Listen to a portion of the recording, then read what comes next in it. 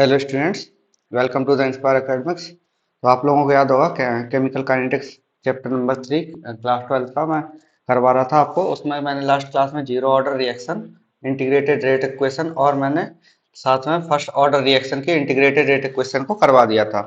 आज हम बात करने वाले हैं इन्हीं दोनों के बारे में। जो जीरो ऑर्डर रिएक्शन थी हमारी, उसके लिए हाफ लाइफ क्या होगी और फर्स्ट ऑर्डर रिएक्शन के लिए हाफ लाइफ क्या होगी और हम इसको डिराइव कैसे करेंगे, है ना। और उसके बेसिस पर हम कुछ क्वेश्चन आंसर्स भी करने वाले हैं, यानी कि एमसीक्यू या फिर हम बोल सकते हैं कि जो न्यूमेरिकल्स होंगे वो भी हम कर सकेंगे। ओके, तो सबसे पहले स्टार्ट करते हैं। Half life of A reaction होता क्या है। देखो, कोई रिएक्शन अगर हो रही है कंप्लीटली, तो सपोज करो कि अब 1000 मोल्स थे हमारे पास रिएक्टेंट के, तो 1000 मोल्स से एक टाइम आया हमारे पास, टाइम टी के बाद क्या हुआ कि ये 500 मोल्स बचे। तो क्या हो गया, 500 मोल्स, यानी 1000 मोल थे, 500 मोल्स बचे, यानी कंसंट्रेशन क्या हो गया, कंसंट्रेशन हम बोलेंगे कि हाफ हो गया at the time of T. तो ये जो टाइम है टी, तो उसे क्या बोलेंगे हम, half life of A reaction. यानी कि जब कंसंट्रेशन किसी भी रिएक्शन की हाफ हो जाए तो उसे हम बोलेंगे half life of A reaction. यानी कि हाफ जो मॉलिक्यूल्स होंगे, बोल सकते हैं रिएक्टेंट के, कि जो रिएक्टेंट के मॉलिक्यूल्स होंगे वो प्रोडक्ट में आधे कन्वर्ट हो जाएंगे, तो हम बोलेंगे उसको half life of a reaction. अब इसको हम पढ़ेंगे दो तरीके से। सबसे पहले जीरो ऑर्डर के लिए हम अलग टाइप से देखेंगे कि हाफ लाइफ क्या होनी चाहिए, और फिर देखेंगे हम क्या, कि जो फर्स्ट ऑर्डर रिएक्शन है उसके लिए हाफ लाइफ क्या होनी चाहिए। तो सबसे पहले हम देख लेते हैं जीरो ऑर्डर के लिए। जीरो ऑर्डर रिएक्शन के लिए क्या होगा, हाफ लाइफ, है ना।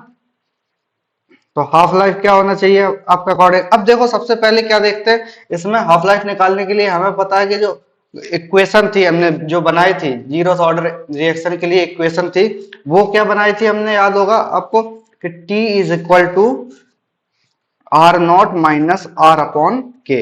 ये याद होगा आपको, ये हमने बनाई थी। अब इसी के अकॉर्डिंगली हम क्या करेंगे, हाफ लाइफ को निकालेंगे। अब ये कैसे करना है, देखो हमें पता है कि हमारी जो रिएक्टेंट की कंसंट्रेशन है, यानी कि जो आर है, आर की वैल्यू, तो वो क्या हो रही है, आधी हो रही है ना। आधी मतलब हम बोलेंगे कि r naught upon r, sorry r naught upon two. तो ये क्या हो गई, हमारे पास एक रिएक्टेंट है हमारे पास जिसकी कंसंट्रेशन आर थी, वो आधे मतलब कि हम बोलेंगे टी टाइम के बाद क्या हो रही है उसकी रिएक्शन, जो बोलेंगे क्या, कि जो उसकी कंसंट्रेशन है वो आर नॉट अपॉन टू हो गई, यानी कि हाफ हो गई। तो आर नॉट अपॉन टू ये वैल्यू आ गई हमारे पास। तो टी की वैल्यू जो आएगी r naught minus r naught upon two, upon जो के चल रहा था हमारे पास वो तो रहेगा ही, है ना। अब इसी के अकॉर्डिंगली अगर हम देखें तो रिएक्शन जो हमारे रिएक्टेंट है उसकी वैल्यू क्या आनी चाहिए, तो हम बोलेंगे T will be equal to, देखो आर नॉट, तो ये हो जाएगा two are naught minus r naught upon two, और अपॉन में जो के चल रहा है वो तो रहेगा ही, है ना। तो इसी के अकॉर्डिंगली हम अगर निकालना चाहें इसका जो फाइनल आंसर है, तो वो आएगा हमारे पास आर नॉट अपॉन के, यानी कि टी हाफ की जो रिएक्शन हो गई है, टी हाफ, है ना। तो ये हमारे पास हो गया r naught upon two k. Okay, r naught upon two k, ये हो गए हमारे पास जीरो ऑर्डर रिएक्शन के लिए हाफ लाइफ। अब आते हैं हम सेकंड, यानी कि सबसे पहले पढ़ेंगे मतलब सेकंड टाइप की जो रिएक्शन है, फर्स्ट ऑर्डर रिएक्शन ना। फर्स्ट ऑर्डर रिएक्शन हमारे पास, इसके लिए हमें क्या निकालना है, हाफ लाइफ। तो हम कैसे निकालेंगे, सबसे पहले वही चीज जो फॉर्मूला हमने उसके लिए जो बनाया था, यानी कि हम बोलेंगे जो ड्राइव किया था हमने जो फॉर्मूला, वही फॉर्मूला हम इसके लिए रखेंगे, 2.303 upon k log are naught upon r, ये हमारे पास था। ओके, तो हम बोलेंगे ये जो हमारे पास इक्वेशन है, तो टी हाफ, यानी टी जो हम ले रहे हैं टी हाफ पे, तो ये क्या हो जाएगा, r will be r naught upon two. ठीक है, आर नॉट अपॉन टू, ये हमारे पास रिएक्शन बची है फर्स्ट ऑर्डर के लिए। तब हम क्या देखेंगे इसके बाद, इसको हम प्लेस करेंगे, है ना। प्लेस कैसे करेंगे, तो T will be equal to 2.303, इसमें तो कोई चेंज नहीं आएगा, यहाँ पे चेंज आएगा लॉग, यहाँ होगा आर नॉट अपॉन हो जाएगा क्या, आर नॉट अपॉन टू। अगर हम यहाँ पे करना चाहें, यहाँ पे अपॉन टू हो जाएगा, ठीक है, यानी कि हमने आर का वैल्यू जो है वो पुट कर दिया है। तो फिर नेक्स्ट स्टेप में होगा 2.303 upon k log are naught upon R naught multiply by to.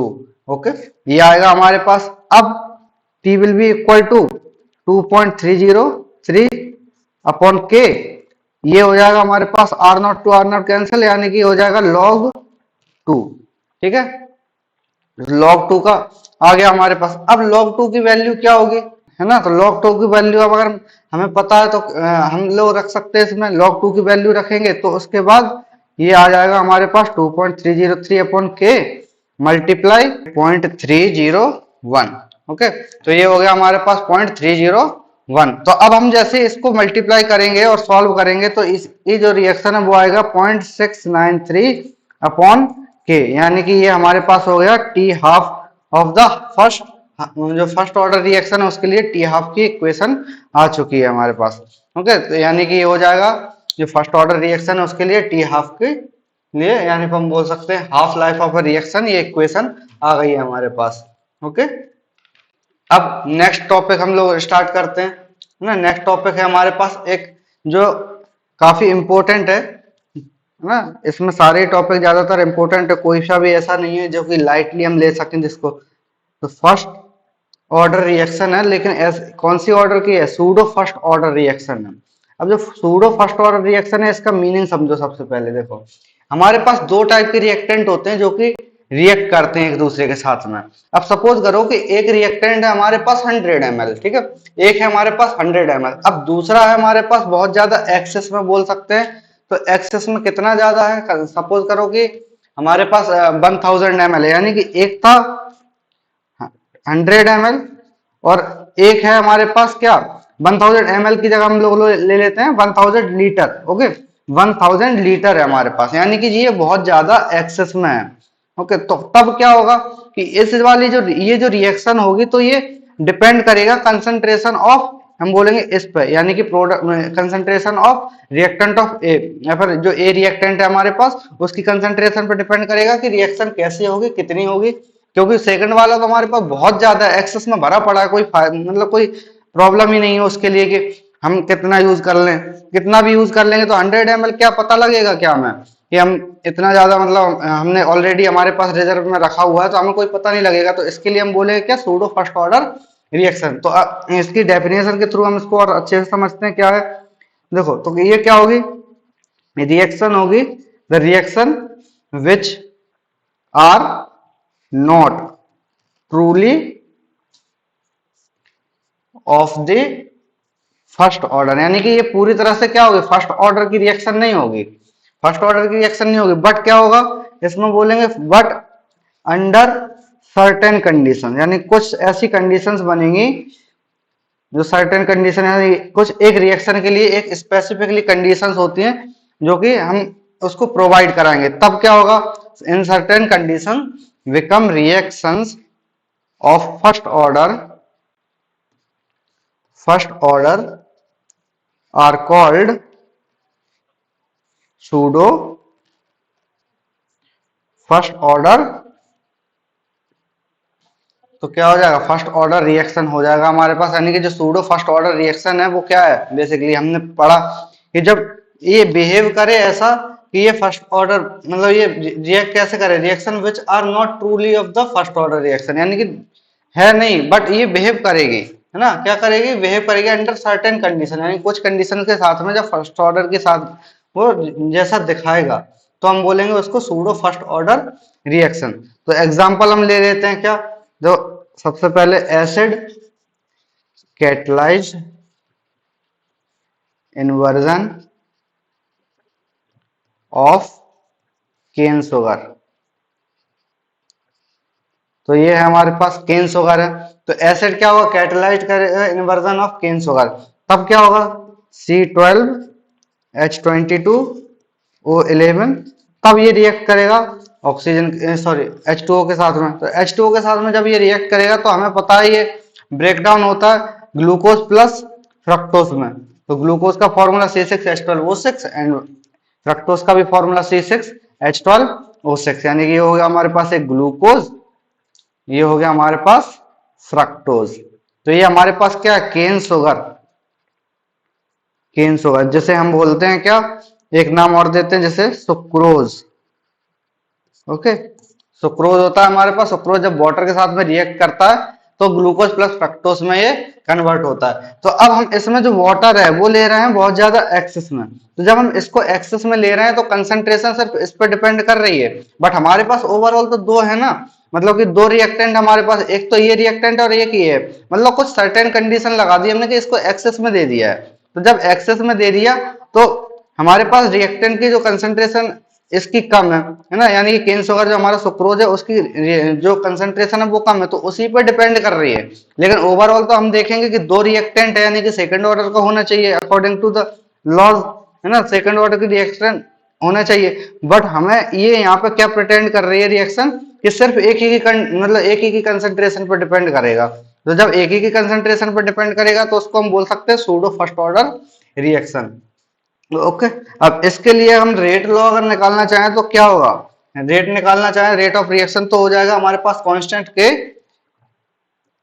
C12H22O11, ये हमारे पास हो गया, यानी कि एक की ही रिएक्टेंट पे ओनली, मतलब एक ही रिएक्टेंट की कंसंट्रेशन पे ओनली डिपेंड कर रहा है। अब इसके बाद हम देखते हैं सेकंड एसिड, ये सेकंड एग्जांपल है acid catalyse hydrolysis,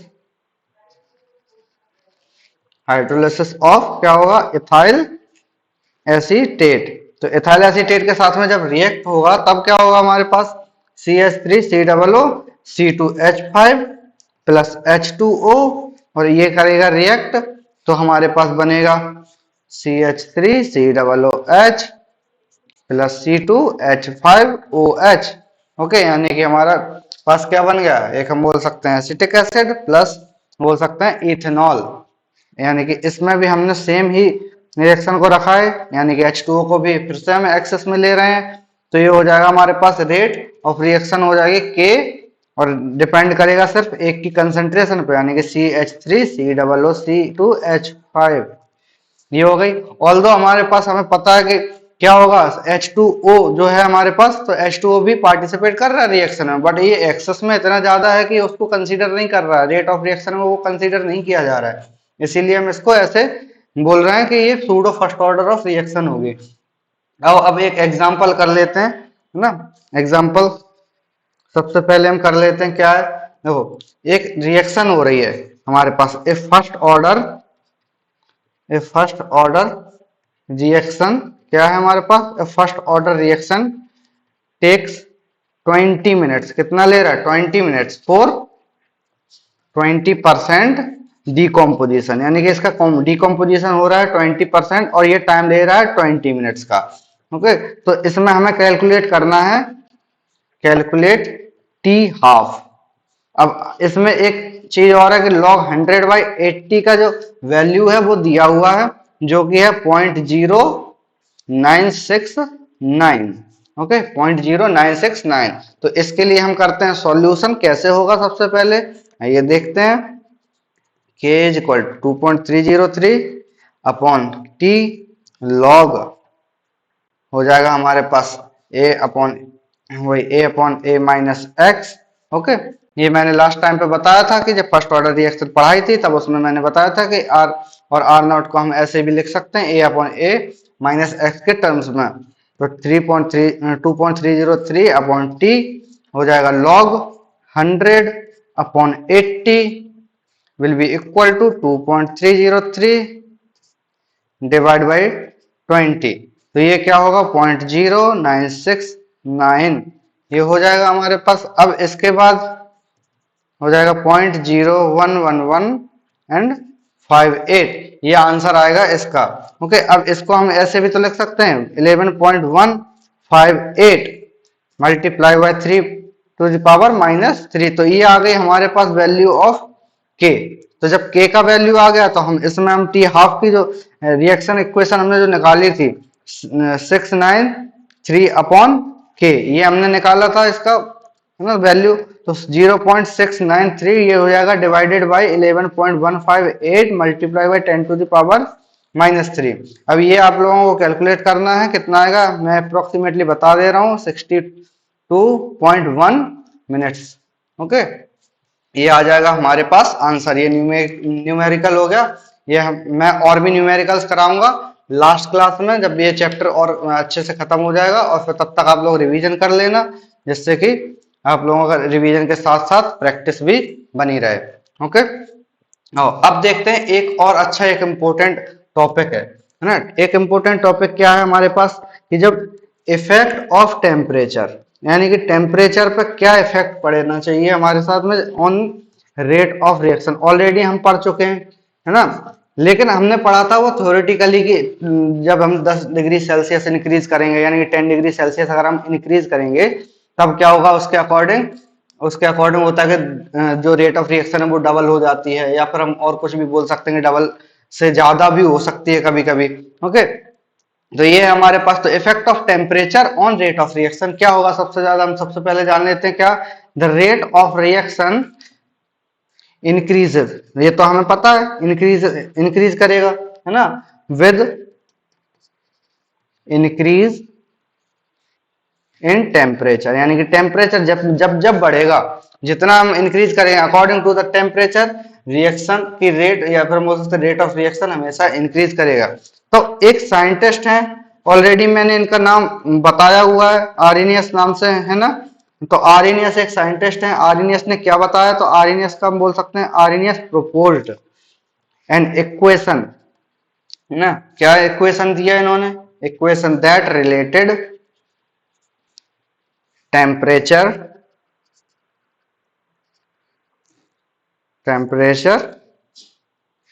and rate constant. तो ये रेट कांस्टेंट और टेम्परेचर पर दोनों पर डिपेंड करेगा for a reaction quantitatively, reaction की जो क्वांटिटी होगी उसके अकॉर्डिंग क्वांटिटेटिवली। ओके, तो ये हो गया हमारे पास, आर्नियस ने एक रिएक्शन प्रपोज किया था, तो इनके अकॉर्डिंग हम देखें, क्या देख रहे हैं हम, अकॉर्डिंग टू आर्नियस इक्वेशन, यह है हमारे पास Arrhenius equation. According to the Arrhenius equation तो हम देख लेते हैं, k will be equal to A e की पावर ई ए अपॉन आर टी, ये पावर में ही है पूरा, है ना, k is equal to A e to the power minus E A upon R T. Okay, तो अब हम इसी के अकॉर्डिंग और आगे इस डेरिवेशन को हम आगे चलाएंगे। क्या थी हमारे पास इक्वेशन, नेक्स्ट पेज मैंने कर दिया इसलिए थोड़ा सा दोबारा से लिख लेते हैं, ई ए अपॉन आर टी, ये है हमारे पास रिएक्शन। अब इसमें क्या होगा, अब ये तो जानना जरूरी है ना कि के क्या है हमारे पास, तो ये है हमारे पास रेट कांस्टेंट। अब रेट कांस्टेंट किसका होगा, हमें पता है जो रिएक्शन हम पढ़ रहे हैं उसी का रेट कांस्टेंट होगा, है ना, जो कि वेरी करता रहता है अकॉर्डिंग टू द रिएक्शन, जब भी वेरी होती है और टेम्परेचर जब भी वेरी होता है ना। तो इसको हम बोल सकते हैं, ए को बोलेंगे आर्नियस फैक्टर, आर्नियस फैक्टर। आप लोगों को में से कितनों को पता था, कमेंट में बताना मुझे, है ना। अब ई ए क्या है, हम बोल सकते हैं एक्टिवेशन एनर्जी है, एक्टिवेशन एनर्जी। ओके, तो ई ए है हमारे पास एक्टिवेशन एनर्जी, ए क्या है आर्नियस फैक्टर। अब हम दूसरा देखें, आर क्या है, तो आर है हमारे पास यूनिवर्सल गैस कांस्टेंट, तो यूनिवर्सल गैस कांस्टेंट है। और टी क्या होगा, टेम्परेचर इन केल्विन, अगर हम देखें तो टेम्परेचर इन केल्विन, तो इसे हम बोलते हैं क्या, एब्सोल्यूट स्केल। आप लोगों को याद होगा कि जब एब्सोल्यूट टेम्परेचर की बात करते हैं तो हम हमेशा ही केल्विन ही, जो केल्विन होता है उसे ही प्रेफर करते हैं हमेशा, है ना। अगर हम डिग्री सेल्सियस में लेते हैं तो एब्सोल्यूट स्केल नहीं होती है, हम टेम्परेचर को अगर हम मेजर करना है किसी भी इक्वेशन में तो हम ज्यादातर टाइम बोलेंगे कि केल्विन में ही उसको वैल्यू को पुट करेंगे। ओके, अब इसके बाद हम देखते हैं जो इक्वेशन है, तो जो इक्वेशन क्या करना है, मैं सबसे पहले करना है taking l n both side, है ना। जब हमने क्या किया, एल एन लेंगे हम दोनों का, एल एन मतलब कि लॉग जो बेस ऑफ ई होता है वो हम लेने हैं, तो l n k will be equal to l n A e की पावर ई ए अपॉन आर टी, ये हो जाएगा हमारे पास इक्वेशन, यानी दोनों तरफ एल एन लगा दिया हमने। तो फिर उसी के अकॉर्डिंग अगर हम देखें तो एल एन क्या हो जाएगा, माइनस ई ए अपॉन आर टी, ये हमने ऑलरेडी सॉल्व किया हुआ है मैथ्स में एंड फिजिक्स में अगर हम देखें तो। है ना, ln को यानी कि log की जो टर्म्स होती हैं उसको हमने ऑलरेडी सॉल्व किया। अब इसके बाद हमारे पास ये इक्वेशन आ गई है। ओके, ये इक्वेशन आ चुकी है हमारे पास, रॉ इक्वेशन हम बोल सकते हैं कि फर्स्ट इक्वेशन है हमारे पास। अब इसके बाद अगर हम देखें एट टेम्परेचर, क्या टेम्परेचर अगर हम देखें 1, या कौन सा 1, T1। Okay, at temperature T1, तो अगर हम टेम्परेचर T1 पे देखें तो हम हो जाएगी हमारे पास reaction equation ln K1। K1 क्यों, क्योंकि T1 ले रहे हैं हम, है ना, तो उसी के रिस्पेक्ट में A1 सॉरी K1, और यहाँ पे हो जाएगा ln A minus E1 upon r T1। ये हो जाएगी हमारे पास रिएक्शन, तो ये बन गई हमारे पास इक्वेशन नंबर 2। अब देखेंगे टेम्परेचर, हम डिफरेंस देख रहे हैं ना, तो टेम्परेचर एट टेम्परेचर T2, तो सेम ऐसे ही हमें इसकी भी रिएक्शन इक्वेशन बनाने है ना। सेम कैसे बनाएंगे, K2 will be equal to ln A minus E upon RT2। ये हो जाएगी हमारे पास इक्वेशन नंबर 3।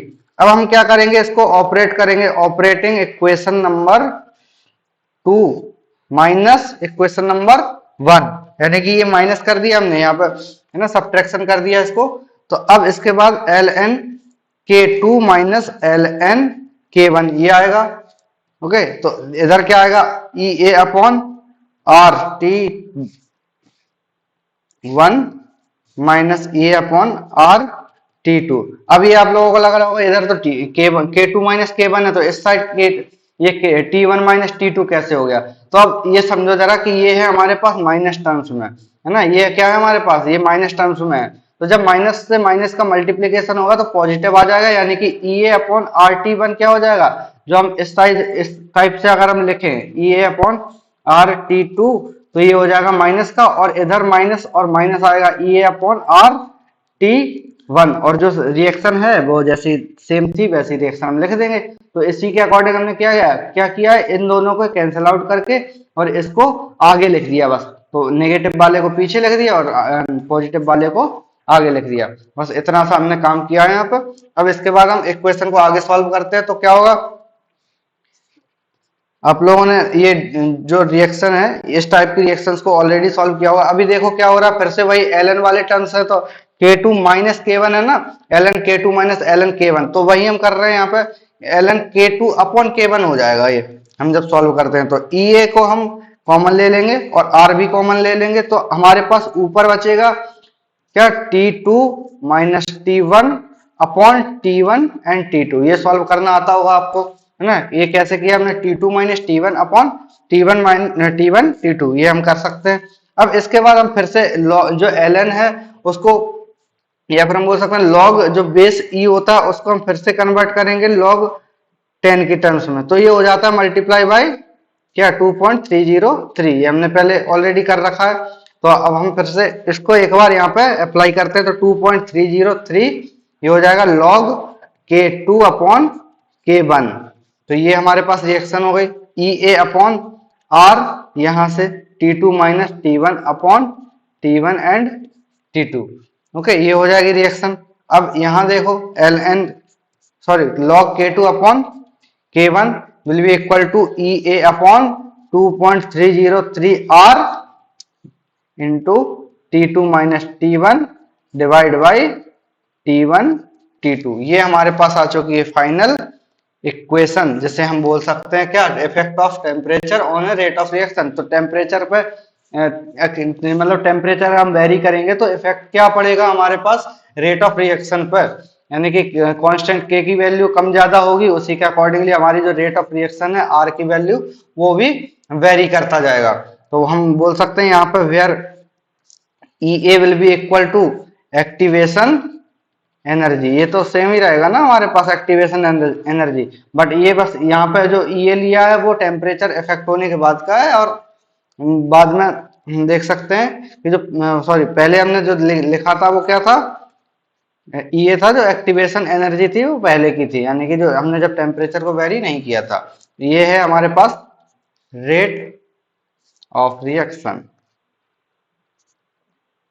ओके, हमारे पास है रेट ऑफ रिएक्शन। तो हम इस टाइप से ये इस इक्वेशन को भी कंप्लीट कर सकते हैं। अब इसके बाद आगे हम करेंगे नेक्स्ट क्लास में तो like share and subscribe, thanks for watching, मिलते हैं नेक्स्ट क्लास में।